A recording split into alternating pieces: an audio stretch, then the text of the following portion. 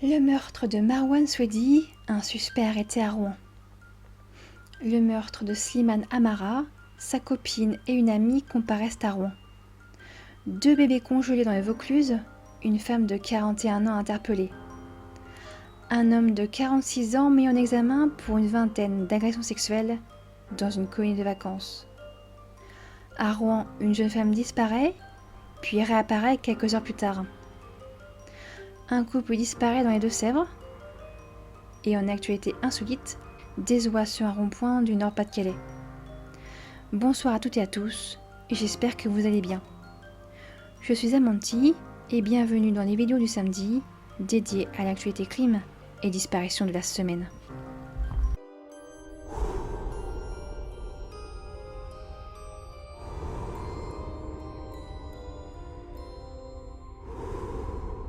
Le meurtre de Marwan Swedi, un suspect arrêté à Rouen. J'en avais parlé lors des actus du 5 novembre.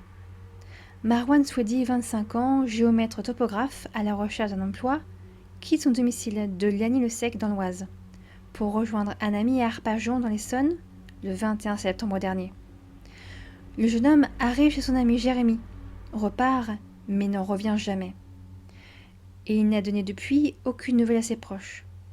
Marwan serait parti sans argent ni affaires et aucun mouvement bancaire depuis sa disparition.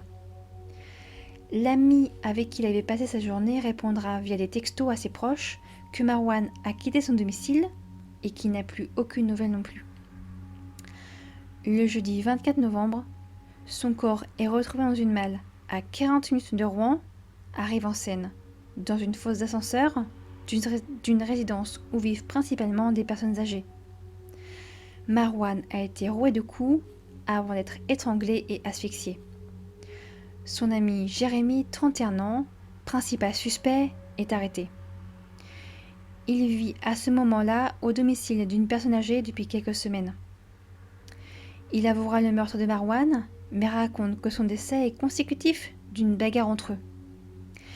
Il aurait par la suite placé le corps de Marwan dans une malle transparente qu'il aurait déplacée pendant 2 mois au gré de ses déplacements, en cachant la malle dans le coffre de sa voiture, dans des caves ou dans des fosses d'ascenseur. L'homme est mis en examen pour actes de torture et de barbarie et pour assassinat. Avec Jérémy et sa compagne, une douzaine d'autres personnes ont été interpellées et interrogées. Les obsèques de Marwan ont eu lieu le vendredi 2 décembre à Aulnay-sous-Bois. L'enquête continue. Le meurtre de Slimane Amara, sa copine et une amie comparaissent à Rouen. Le lundi 14 novembre 2022, 3 femmes ont comparu devant la cour d'assises de Rouen. 2 pour avoir tué et découpé le corps d'un homme en 2018 et une pour ne pas les avoir dénoncés. Retour sur les faits survenus le 4 novembre 2018. Ce jour-là, le tronc d'un homme est retrouvé sur un chemin de halage à Rouen. Le tronc est soigneusement emballé dans un sac poubelle. Puis dans le département voisin l'Eure, d'autres restes se sont retrouvés dans la Seine et dans une poubelle à proximité. Les enquêteurs cherchent en premier lieu à identifier la victime. L'homme est rapidement identifié. Il s'appelle Slimane Amara et réside à Petit-Quevilly en Seine-Maritime à Rouen. Sa compagne est rapidement interpellée et avoue avoir tué son compagnon, puis avoir découpé son corps dans sa cave à l'aide d'une complice, Jessica Adam. Du sang est retrouvé dans toute la maison et dans la cave. L'autopsie va démontrer que Slimane a été drogué avant d'être poignardé à la gorge le samedi 3 novembre vers 19h30. Les 2 jeunes femmes avaient tout prévu. Après la mort de Slimane, elles ôtent la pulpe de ses doigts et versent de l'acide sur son visage pour qu'il ne soit pas identifiable. Elles expliquent avoir démembré le corps pour éviter qu'il soit identifié. Sa conjointe, Céline Valin, expliquera son geste. Slimane serait un homme impulsif et l'aurait menacé lorsqu'elle aurait appris son désir de le quitter. Elle aurait raconté cela à une amie, et ensemble, elles auraient mis en place le crime. Il s'avéra que Céline avait prévenu sa mère, aujourd'hui décédée, et une de ses amies, de sa volonté de tuer son compagnon. La troisième personne dans ce procès est donc accusée de ne pas avoir dénoncé son ami. Elle risque 5 ans de prison. Céline et sa complice Jessica risquent la prison à perpétuité pour assassinat et atteinte à l'intégrité d'un cadavre. À la barre, les proches de Slimane ne tarissent pas d'éloges, ne racontent que des bons souvenirs, du positif. Cependant, certains rapportent aussi des rapports parfois tendus avec Slimane, des relations pas toujours simples, mais un frère toujours présent. Un membre de la famille de Slimane rapporte aussi que sa compagne lui aurait raconté que Slimane lui aurait donné une gifle. Céline et Jessica sont condamnées respectivement à 22 et 17 ans de prison. La troisième femme, qui n'a pas dénoncé le crime, a été acquittée. 2 bébés congelés dans les Vaucluse, une femme de 41 ans interpellée. Le jeudi 1er décembre, les corps de 2 bébés sont retrouvés dans le congélateur d'une maison d'une femme de 41 ans, mère de 3 enfants, de la commune de Bédouin, près de Carpentras. Le décès des 2 nouveau-nés serait de nature criminelle. C'est l'appel anonyme d'un homme qui permettra leur découverte. Depuis, les autopsies des 2 petits corps ont eu lieu et révèlent bien que le décès n'est pas naturel et qu'elles étaient viables après l'accouchement. Des traces de traumatisme crânien sont découvertes sur un des corps. Cependant, je cite Maître Caltier, « On ne sait pas s'il s'agit de violence, d'une chute, d'un défaut de soins ou d'autre chose. L'enquête se poursuit. » Un homme de 46 ans mis en examen pour une vingtaine d'agressions sexuelles dans une colonie de vacances.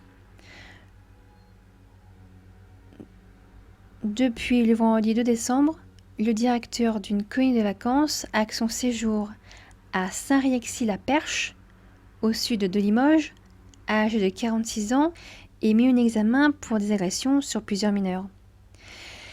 La brigade de recherche de la gendarmerie d'Évreux accentue leur investigation dans le but d'identifier d'autres victimes.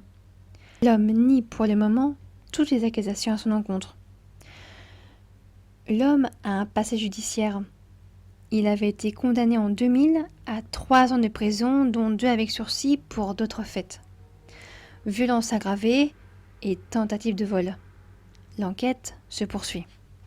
À Rouen, une jeune femme disparaît, puis réapparaît quelques heures plus tard. Le samedi 3 décembre, au Alexandra, une jeune femme de 25 ans se rend à la gare de Rouen pour prendre le train direction Bernay, rejoindre ses proches. La jeune femme ne prendra jamais son train. Elle se volatilise complètement pendant des heures. Les proches de la jeune femme préviennent son copain. Cela fait des heures qu'ils attendent et s'inquiètent. Son copain Benjamin assure pourtant qu'elle est partie dans l'après-midi prendre le train. Il appelle les hôpitaux de la région, mais rien. Il contacte les gendarmes qui entament une procédure de disparition inquiétante. Alexandra ne réapparaît que vers minuit. Elle est de retour à l'appartement, amnésique et en hypothermie, avec des traces de coups au visage. Elle ne se souvient que du moment où elle se réveille dans des buissons du square Verdrel. Son sac de voyage est retrouvé intact sur l'île de la Croix. Son compagnon a depuis lancé un appel à témoins, car il est bien étrange que personne n'ait rien vu. Tout s'est produit entre 18h et minuit, en plein centre-ville de Rouen.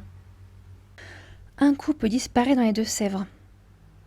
Le samedi 26 novembre 2022, vers 3h du matin, à Prec, non loin de Niort, un couple et leur chien ne donnent plus aucune nouvelle à leurs proches.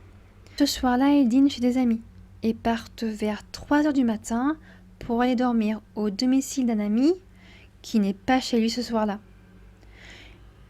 La maison est à une dizaine de mètres à peine du lieu de la soirée. La voiture de Leslie Orelbeck et Kevin Trompat est garée devant la maison de l'ami en question. Leurs téléphones portables sont éteints. On ne sait pas s'ils ont dormi dans la maison de l'ami en question. Dernière nouvelle, il semble que leurs documents d'identité ont été retrouvés dans un conteneur à vêtements.